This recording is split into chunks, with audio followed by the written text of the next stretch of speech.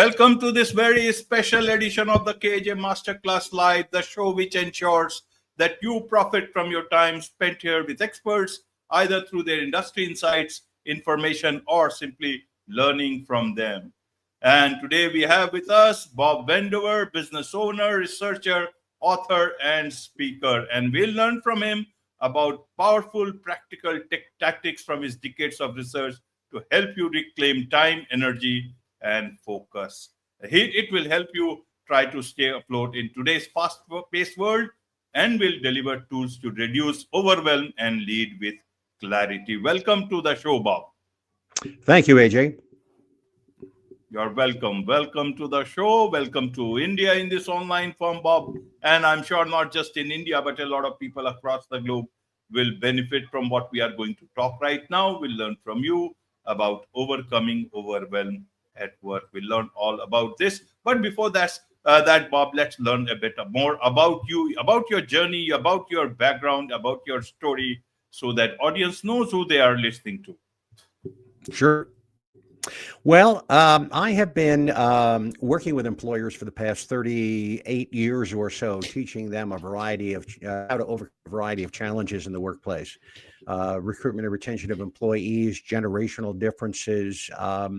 Recently, the whole issue around shifting from hybrid work and remote work and back and forth like that. And what I detected over time was a lot of these individuals are feeling overwhelmed. And that's reflected in surveys that we've seen all over, across the United States and really the world. And so I wrote a book called Overcoming Overwhelm, which is a very practical type of approach to the individual strategies, if you will. There's about 114 of them in the book that people can use to reduce the number of daily decisions they make, because that's the reason why we feel overwhelmed. We're faced with too many decisions, both what I call choice decisions, such as what to wear or what to eat, but more importantly, compelled decisions, just the opt-ins and the opt-outs and the pop-ups and all the stuff in technology and all the spam that we deal with and so on.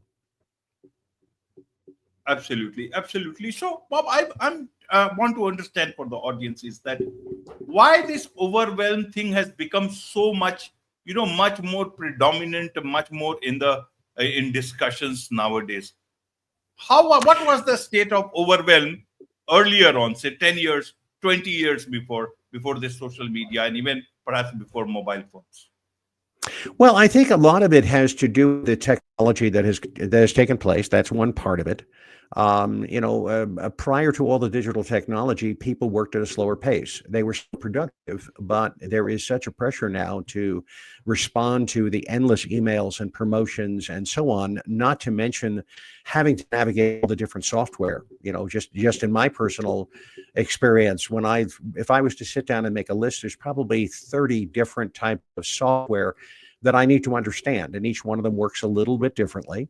And so as a result of that, I'm crowding out my mind, crowding out other things I think about, having to worry about whether or not I have the right update and whether or not I'm doing it the right way to make that platform work. What we're doing right now is a perfect example of that. So that's one part of it. A second part of it is what we might call the shift to transactional communication. So much more of our communication is done via digital technology and those types of platforms. And as a result of that, we don't get to know each other.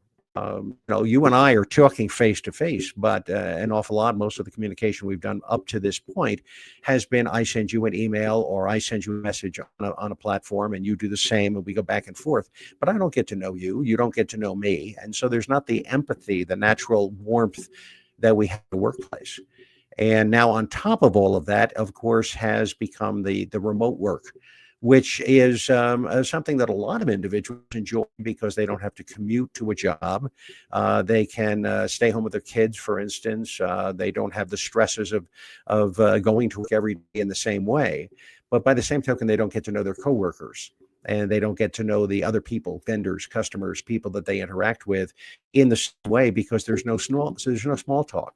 If somebody passes somebody calls a meeting at a particular time, everybody shows up 1 minute before the meeting and everybody goes online. And at the end of the meeting, everybody disappears. There's no chance to really sit down and have a cup of coffee and chat for a couple of minutes and catch up. Absolutely, absolutely, Bob. So, what is the way out? Because you talk about leaders, and three things you especially talk about, recapturing time, energy, and focus. Should we make decisions, make not decisions? Should we allot time for decision making? How does it work? Because many a times nowadays you have to make your attention span is less, and at that point in time you have to make a decision and then move on to another thing. People want to solve their problems. It is not that they will shirk away these problems and later on you can do it one by one in earlier days. Everything needs your quick attention, especially for leaders, especially for decision makers. That is where you are a decision maker. You need to make decision fast, perhaps now. How do you manage this in today's time? There's two levels of that. There is the personal level, and there's also the leader level. I was having a conversation with a colleague yesterday, and he was talking about the fact that leaders have a tremendous influence on employees more than they suspect. Just offhanded comments about, I expect people to get back to me within an hour on everything that I do. Well, all things considered, people get overwhelmed because an awful lot of the time, the leader says something, perhaps even offhandedly. One of the examples that we talked about jokingly was a leader comes into a meeting and jokingly says to the people around them, "What? No blueberry no blueberry muffins?" And he was joking, but he said the next 6 months, every time he went into a meeting, there were blueberry muffins because the people reporting to him said, "Oh, the leader wants blueberry muffins." And that's kind of an extreme example, but we have to understand that the impact we have of both offhanded comments and the expectations that we set can overwhelm people when we didn't mean to have that happen.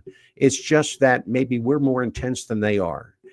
So that's one part of it, what the leader has and the influence that they have. The other part of it is just making the number of decisions that we make. The people who study this really in depth will tell you we make about 35,000 conscious decisions every single day. And each one of those steals a bit or consumes a bit of the blood glucose that we use. The blood glucose is the sugar energy that is in the body based on what we eat and how much rest we get and so on. And if we spend an awful lot of time checking Facebook or checking social media, for instance, we're depleting that. So, if the first thing you do in the morning is get up and scroll through your text, your emails, and your Facebook and so on without really centering yourself, you feel like the edge is off, 15, 20, 30 minutes after you've gotten up because you've made 300 or 400 decisions. Just every time we look at one of those decisions, or not decisions, but every time we look at one of those posts, we're making a decision, yes or no. Do I want to watch it? Do I want to look at it or not? And if we do that, if you scroll through social media, you make 300 or 400 decisions in a space of 2 or 3 minutes just by saying, no, not that one, and no, not that one, and no, not that one. We have to be careful about that, about the number of decisions we make, because otherwise we're going to feel tired. And if that goes on day after day after day, after a while that fatigue accumulates. And as a result of that, we feel overwhelmed or even burned out over time. Absolutely, absolutely. Let's bring in your book into this, your latest book, Overcoming Overwhelm, a hyper practical guide, as you say, for recapturing time, energy, and focus by making fewer and better daily decisions. Let's bring in the micro decisions that you talk about. I thought, and so many people think, I take this decision, it takes half a minute, and then I am done. And you talk about that micro decisions also take away a lot of energy that you talk in your book. Help us understand what are the micro decisions. I thought that leaders can take bigger decisions in a micro amount of time, nanoseconds, and those are, so help us understand what are these micro decisions and which are the bigger decisions. Well, micro decisions are all of the little opt-ins and opt-outs, as I mentioned, and all of the things that we need to do. A good example of that would be two-factor authentication. If I go on a website and I want to purchase an airline ticket, I can't do it until I go to my phone and they send me a 6-digit code and I have to put the code in. First of all, that takes time. And second of all, it's just one more step in a process that gets in the way of the flow of my thinking and my business. I'm focused on purchasing the airline ticket. I'm not focused on getting permission to use the website, which is basically what's happening. That obstruction, if you do it over and over and over again, day after day after day, how many times a day, it begins to build up and you're distracted. And when you're distracted, you can't focus on the things that are really important, the decisions that you need to make, the communications. Another example, very frankly, would be cell phones. We can stand and talk to each other, but then the smartphone in our pocket vibrates, and that distracts us. And so even if we don't answer that or don't look at it, we're still being distracted. That's another decision, a micro decision. We have to say to ourselves, oh, I don't listen to that right now. I don't want to pay attention to it. So all of those types of things, when you think about the thousands of them that take place every day, that's the challenges. And the best decision makers have learned how to reduce that number, because when you do, you're able to conserve energy and focus on stuff that really counts. Right. So, Bob, when to do these things means to do fewer and fewer of this, but you need to do it at some point in time. When is the best time to take such micro decisions, especially on an individual level? Okay, you can do on a weekend. What about business leaders? How about a workplace? Well, what I find with the leaders that I've interviewed and observed is that they're very disciplined about routines. They don't spend as much time, frankly, on social media. That's one of the things. You can get on a LinkedIn profile for a CEO and find out that he's got 14 connections, because that's not the way he operates. But he at one point said, "Yeah, I guess I need to be on LinkedIn." So he said to his assistant, "Create a LinkedIn profile for me," but he never uses it. So if you're not connected with him in another way, and typically that's through a conversation or a referral or what have you, he doesn't worry about that stuff. So he's not using his energy to focus on those types of things. So that's part of it. One of the things that I advise people all the time is look around in your environment and think about the best decision makers. Who are the best decision makers, and think to yourself, okay, what are they doing that I should be doing? In other words, what habits of mind do they have around time management and energy management and the diet that they eat and so on that I should adapt? But also, what are they not doing that I should not be doing? I've been in countless meetings with senior leaders who step in, step out of the meeting a lot more efficiently than the person who just sits there and drinks the coffee and says, okay, well, the hour-long meeting. Well, the senior leader comes in for 15 minutes and has figured out how to adapt to that type of thing and say, I can fit you in like this. And that's part of the strategies in the book, to say to somebody, if they say to you, do you have a minute? One of the strategies that I see these individuals doing is saying, yeah, well, I have 1 minute now. It's going to work for you. And typically the person says, oh, no, it's a little bit more involved. Well, I tell you what, either get on my calendar or generally after 4 o'clock, for instance, I can chat with you a little more time. And what they discover is an awful lot of time, those little got-a-minute questions go away because the person by 4 o'clock has figured another way. And as a result of that, they are conserving time by not having to deal with nuisance questions and what permission questions, where the person comes up to a leader and says, hey, I was thinking about doing this. What do you think? When in reality, the person should just be making the decision themselves. They shouldn't be bothering the leader. And so the leader has figured out how to confine themselves in that sense. I've gotten out of countless meetings with simply the phrase, I'm sorry, I have another commitment. I just lean over to somebody. If the meeting we've all been in meetings that are a waste of time. I just lean over to somebody I'm sitting next to and I just whisper to them, I'm sorry, I have another commitment. And I get up and walk out. And that person, if anybody says, hey, where did Bob go? They say, oh, well, he said he had another commitment. Nobody ever asks what the other commitment was. We just get up and walk out. And I've saved countless hours by doing that cumulatively. And that's one of the things that I teach people to do. Absolutely, Bob. So, you have identified 114 specific tactics that will help a person overcome their overwhelm. Isn't this list itself overwhelming, Bob? Help us understand which one to choose.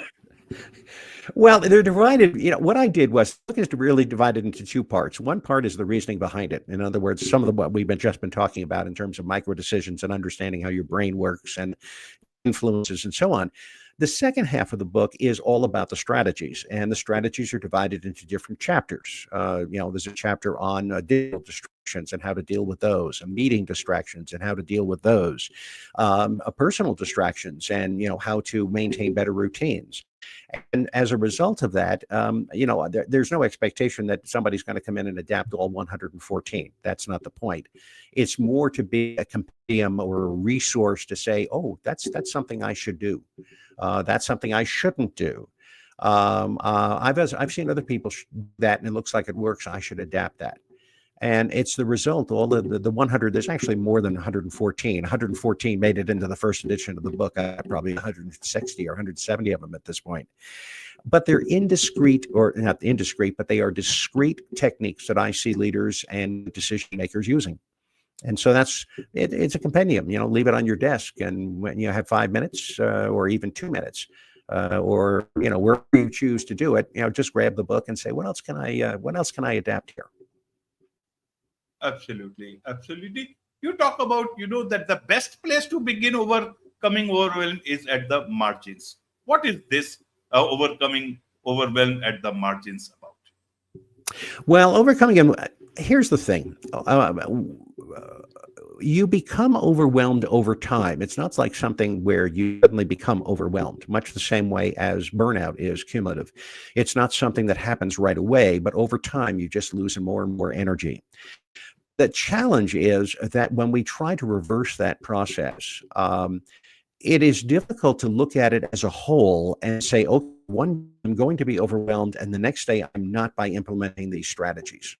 And there's a couple of reasons for that. One, the brain doesn't like change. And if the brain just routines, even if those routines are destructive or time wasters or what have you, when you try to change that, the brain fights you. And the reason that, because the brain likes certainty. And so, any type of routine or any type of habit, when you try to change it, there's going to be a sense of discomfort.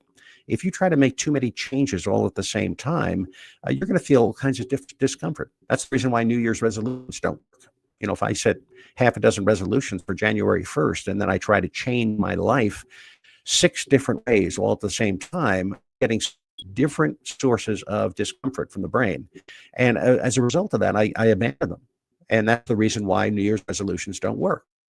It's better to work at the margins and try little things first and just say, as an example, the example I used before, I have another commitment. When I'm conducting seminars, I have people literally turn to each other and say, I'm sorry, I have another commitment. They do it 2 or 3 times. Why? Well, because they have to get those words into their head, and they have to develop a confidence to say it if they've not said it before. But if you add that one and then maybe another couple of days, and you just begin slowly but surely working at the margins, over time, cumulatively, you're making fewer decisions. And when you do, you are conserving energy. Absolutely. Absolutely. There's much to learn and understand about all this, about overcoming overwhelm from you, Bob. And I'm sure a lot of people would want to connect with you. A lot of leaders would want to connect with you and learn about this, and also learn about your book. What is the best way for them to do so? Well, the book is on Amazon, so they can purchase the book by simply going to Amazon and searching on Overcoming Overwhelm, or Overcoming Overwhelm Bob Wendover typically works best. That's the most direct. There are a couple of other books, older books, that are called Overcoming Overwhelm as well. So Overcoming Overwhelm Bob Wendover is the best way to search for it on Amazon. If they connect with me, just simply go to commonsenseenterprises.net, which is the website for my organization. Again, commonsenseenterprises.net. Wonderful. With this, it's a wrap on this very special edition of the KAJ Masterclass Live. Thank you so much indeed for joining us. Pleasure to be with you.